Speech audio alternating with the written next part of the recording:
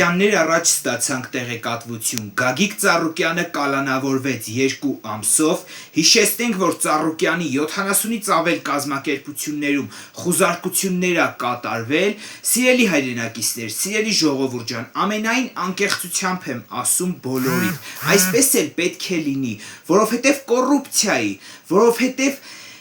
այն ճանապարհով, որով իրենք են հարստացել ժամանակին, վերջում պետք է այսպես է լինի ու յուրաքանչյուր անձ, ով զբաղվում է բիզնեսով ու քաղաքականությունով, թող սա իր համար լինի դաս,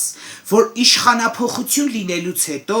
վաղը կարող է գան ձեր հետևից։ Խոսքը քաղաքացիական պայմանագրին չի վերաբերվում, այլ առհասարակ վերաբերվում է այն անձանց, ովքեր համ քաղաքականությամբ են զբաղվում, համ զբաղվում են բիզնեսով ու լիքը բիզնեսմեններ կան, որ հարկերը նորմալ մուծել են, որևէ կոռուպցիայի մեջ չեն մտել, իսկ այս անձը, սիրելի հայրենակիցներ ջան, երկար տարիներ համագործակցել է թե Ռոբերտ Քոչարյանի հետ, թե Սերժ Սարգսյանի հետ, բայց այսօրվա դրությամբ ոչ Սերժ Սարգսյանն է նրա կողքին, ոչ Ռոբերտ Քոչարյանն է նրա կողքին, բայց այդ պրոբլեմներն ու այդ խնդիրները մնացին նրա ուսերին, այդպես է կյանքի դրվածք, սա բոլորի համար էլ թող լինի դաս, շնորհակալություն Նիկոլ Փաշինյանին, շնորհակալություն եմ հայտնում 735,000 քաղաքացուն, ով ձայն տվեց քաղաքացիական պայմանագրին, կեցե Հայաստանի Հանրապետությունը, կեցենք մենք, կեցե քաղաքացիական պայմանագիրը, Նիկոլ Վարչապետ, սիրում եմ բոլորիդ եւ Աստված պահապան լինի